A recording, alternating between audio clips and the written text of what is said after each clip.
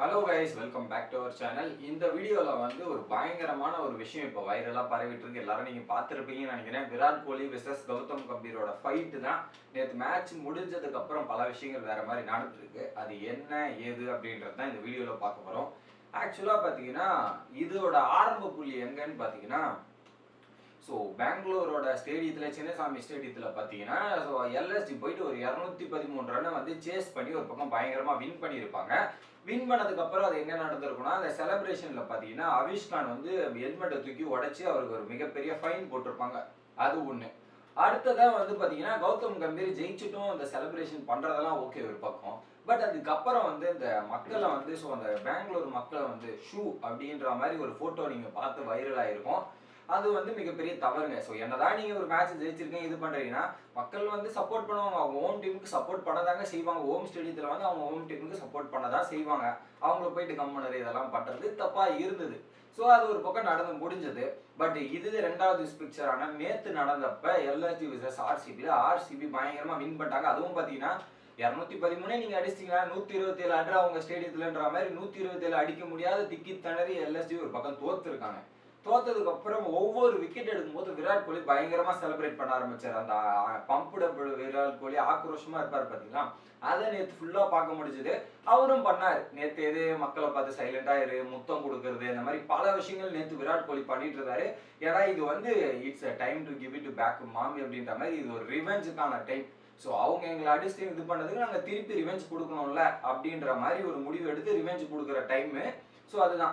So அந்த வகையில் பார்த்தீங்கன்னா நேற்று மேட்ச் ஜெயிச்சதுக்கு அப்புறம் இதெல்லாம் நடந்துருச்சு. மேட்ச் ஜெயிச்சதுக்கு அப்புறம் பிரசன்டேஷன் பார்ட்டின்றது நடக்கும்ல. ஸோ அந்த மேட்ச் யார் மேன் ஆஃப் த மேட்ச் இதெல்லாம் நடக்கிற டைம்ல விராட் கோலி வந்து அங்கே ஃபோருக்கான அவார்டு அவர் தான் வாங்கினாரு. வாங்கிட்டு போகும்போது பார்த்தீங்கன்னா கெயில் மேக்ஸ் கூட பேசிட்டு போறாரு.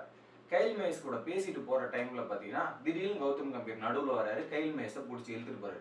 ஏன்பா அவர்கிட்ட பேசிட்டு இருக்காரு, உனக்கு என்ன குறை, உனக்கு ஏன் இது அப்படின்ற மாதிரி அவர் ஒரு பக்கம் இழுத்துட்டு போறாரு.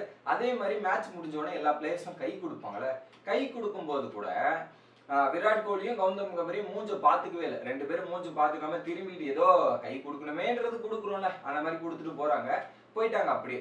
அதை போயிட்டதுக்கு அப்புறம் இந்த பிரசன்டேஷன் இப்படி நடக்குது. ஸோ விராட் கோலி கம்முன்னு போயிடாரு. எதுவுமே பேசிக்கல. அவர் பிடிச்சிட்டு இழுத்துட்டு போனதுக்கு அப்புறம் அவர் கம்முன்னு போயிடுறாரு.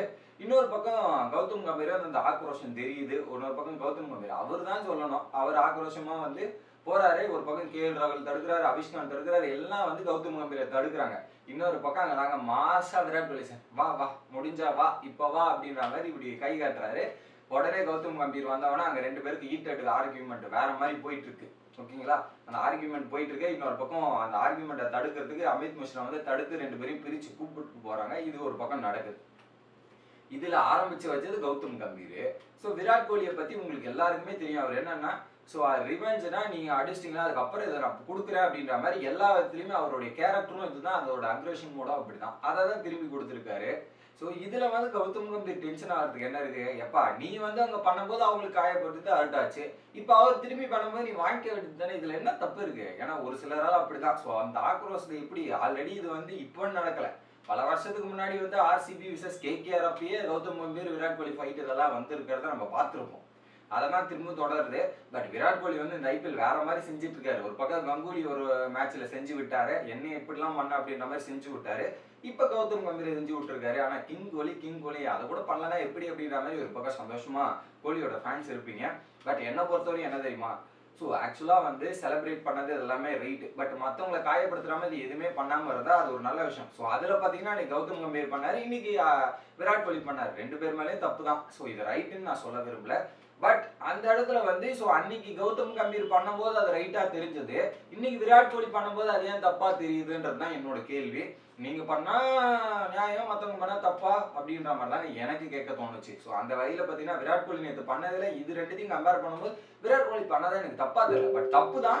பட் அந்த இதுக்கும் கம்பேர் பண்ணும்போது இது எனக்கு தப்பா தெரியலன்றது தான் எனக்கு தோணுது. ஸோ ஆனால் விராட் கோலி மாசம் அந்த வா வா அப்படின்ற மாதிரி பண்ண மூமெண்ட்லாம் வேற லெவலாக இருந்தது.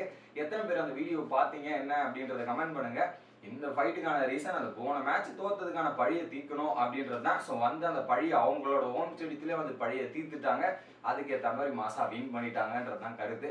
உங்களோட மறக்காம உங்களுக்கு தோன்ற கருத்தை மறக்காம கமெண்ட் செக்ஷன்ல கமெண்ட் பண்ணுங்க. வீடியோ பிடிச்சிருந்தா லைக் பண்ணுங்க.